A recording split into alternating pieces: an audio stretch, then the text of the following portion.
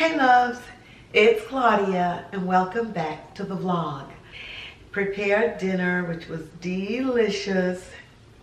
It was, oh my goodness, I won't even say what it was. I will remember to put in a picture of it in today's vlog. So guys, in this vlog, I am sharing with you my selection for the anthology Gaslight from 2014 from the writing retreat. Here is my piece in the anthology Gaslight. It's entitled Not Without Passion. I really got my title from Langston Hughes's novel, autobiography, Not Without Laughter. You can't enjoy life without laughter. And I thought, you can't really enjoy life without passion as well. So Not Without Passion. Claudia Moss. Chapter 2. I've been meditating daily since leaving the log plantation.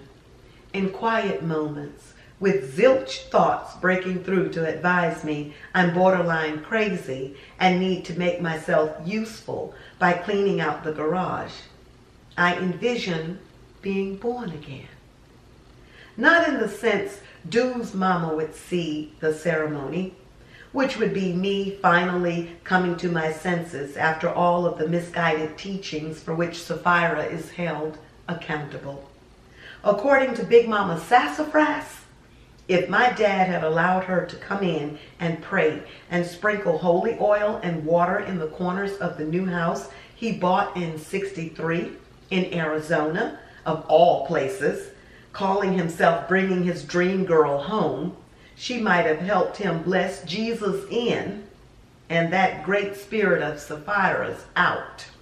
But no, you couldn't tell him nothing then, her favorite words, and he can't hear much of nothing now.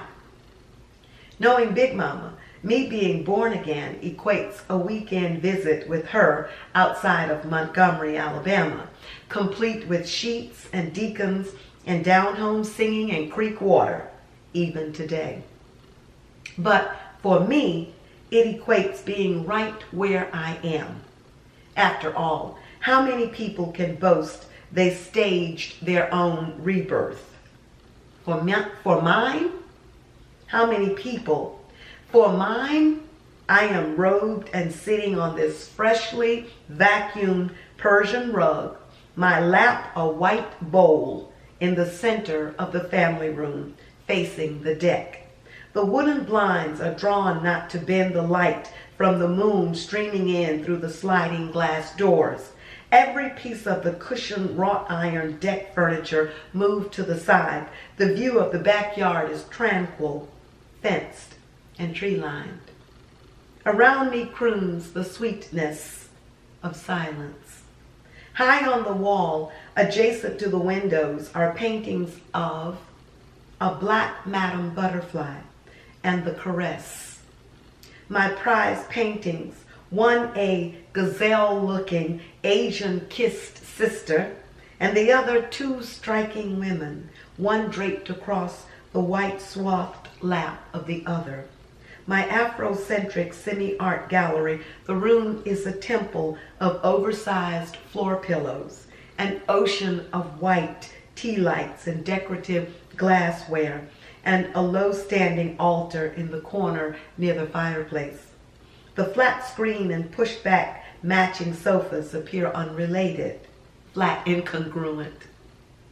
To anyone with binoculars in the homes directly beyond the back fence, no doubt, I am looking peculiar and on the verge of something that might prove worth the full moon. Thank goodness the house on an elevated foundation to the right has been on the market a little shy of 6 months. Jules says I'm an exhibitionist. She's right. If the housewives, single women, visiting and live-in girlfriends around here get a say in the matter. I'd be a nuisance too. My wardrobe enough to wake the sensually dead. I can hear them now. Whoever heard of short shorts and loud high-heeled pumps after 25? See, the immoral can go insane overnight. And just think, folks thought it happened 9 times out of 10 in the moneyless ranks. They say she's a professional. They say she's a professional. At what is what I'd love to know. But who cares? If I stopped to do that, I'd be sitting here singeing my nose hairs instead of basking in clarity and a resolve I haven't known in years. Lucid, that's it. Under this white robe, I'm in my birthday suit, since no one is born fully clothed. Nothing hidden, no more. I haven't owned up to me in a while, to what I want, to what I will not live without, to my past, to the staid reality of my professional world, however profitable. No more. No, ma'am. It's high time I start living up to what I imagine I've modeled for my children and hurl myself into a life that floods me in exhilaration and uncertainty and calculated risk and possibility beyond my wildest dreams. Where is that proverbial limb of life when you need it, damn it? Probably disappeared the day I slipped into, here's my page and it disappeared. Probably disappeared the day I slipped into a notion of security, false security, and latched onto the uniformity of one day never detouring too much from the last. Shit. That is some bullshit. Me? I have a history of never doing anything by the book. Honestly, Sapphira Renfro would be the first to raise her hand anywhere and testify to that statement. Breaking rules for the hell of it and always because she knows she can is my only daughter's golden rule, is her mantra, and she pro-offers it often, invited or uninvited. That little squaw is so much unlike me, she preaches, I still nurse half a mind to return her to Tuba City Hospital on the reservation and interrogate my doctor and her team of nurses about where they got her and where they were supposed to take her, being the river between us, its banks questionable, started narrow and shallow before swelling wide and deep. I used to listen to her, trying not to burst from the laughter bubbling up inside me. Couldn't roll my eyes.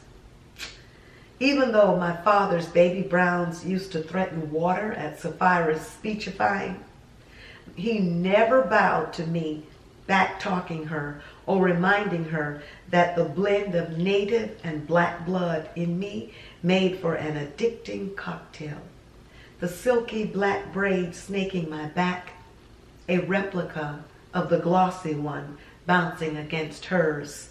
Our twin cheekbones sharp enough to cut paper. The steady, ancient expression we cultivate effortlessly in photographs. The uncanny way he had of reading people without words. And the Arizona red under the dark cast of our skin.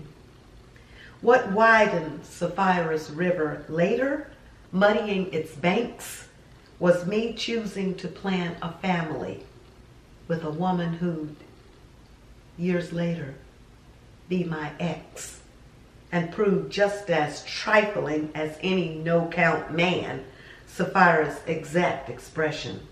And though my ex and Sapphira love and adore their children and grandchildren, The entire production meant numerous tumultuous chapters in the saga of my life. But I have much too much to do right now than give Sapphira another moment of my time. And this time I mean it. So I rise and stretch and shake out my hair. Feels like a shawl on my back. Maybe I'll cut it this year and further alter my energy and embrace that overdue makeover, figuratively speaking, from my crown to the hem of my gown. Outside, the night is flavorful, spicy.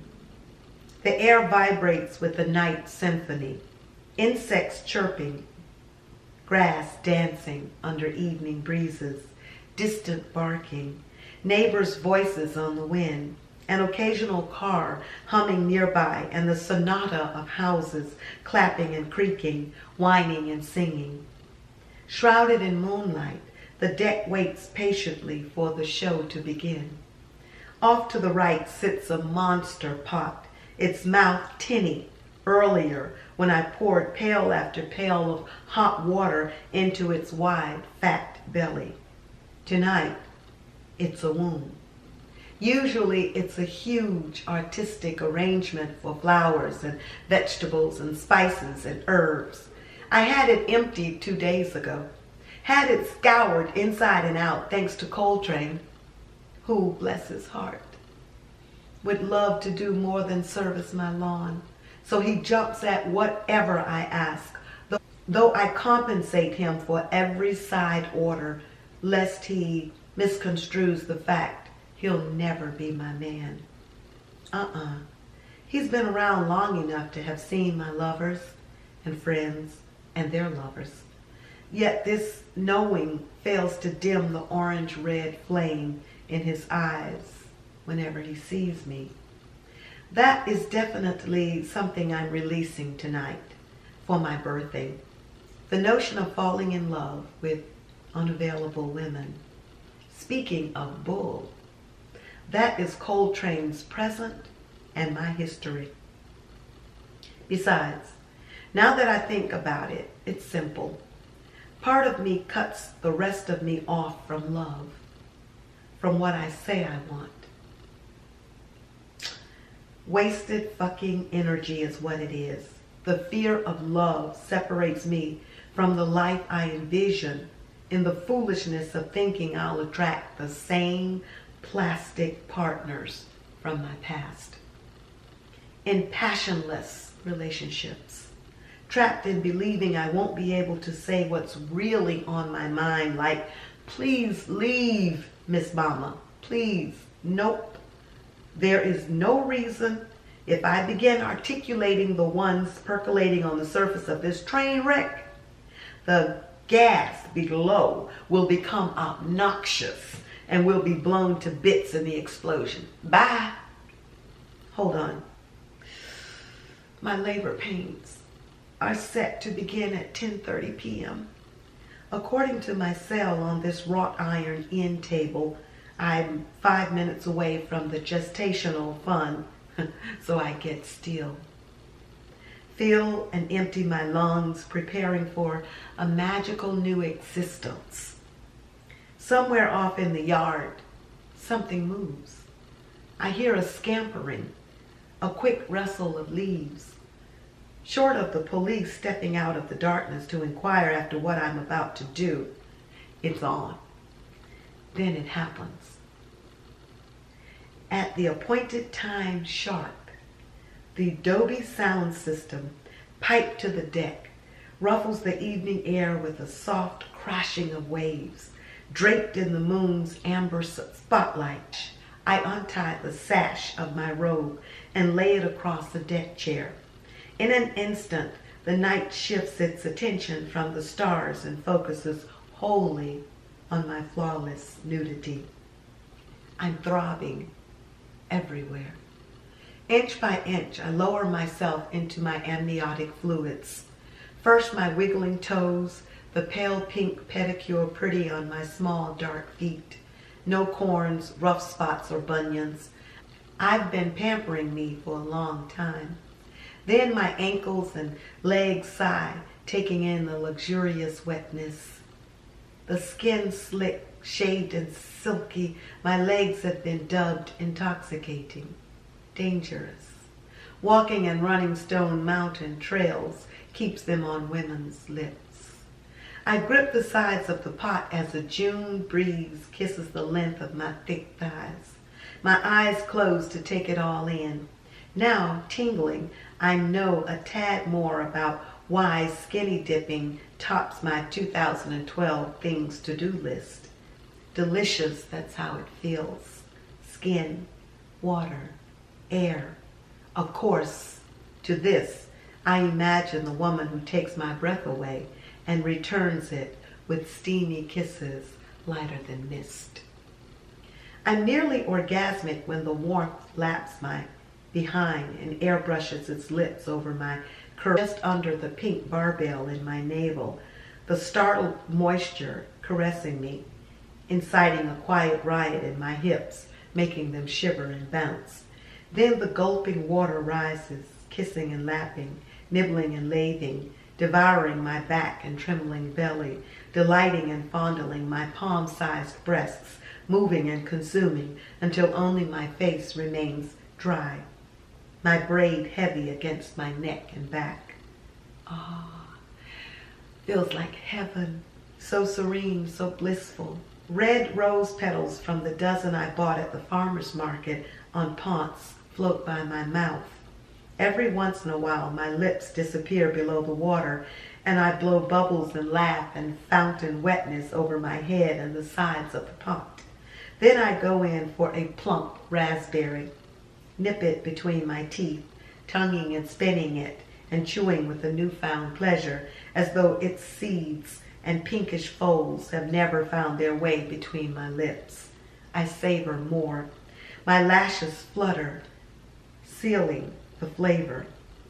So I'm hyped. I look up at the evening sky and whisper the ladylike promise. The very next time I meet a woman who leaves me speechless with her intellect or humor, or who makes me jump up and down just staring at her face, or watching her come or walk away, or just be her magical self in the world, she will be my feast, meal, table, and utensils. Back under I go, this time head totally submerged. Seconds later, I pop up, shaking, slinging iridescent beads and shimmering sprays. Then I edit myself.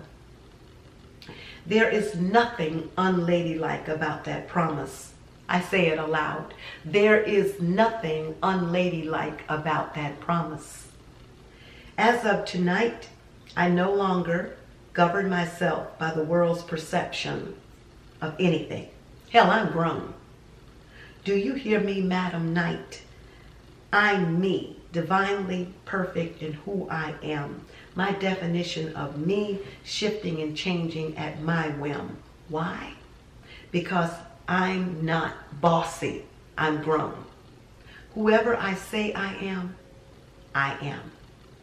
And whatever I say I'll do, it's done. My spirit's full, brimming with the moon's Om. A powerful thought. It makes me splash like a seal. My arms embrace the blue-black sky and I am free. Nothing pinning me down, blocking me from what I desire.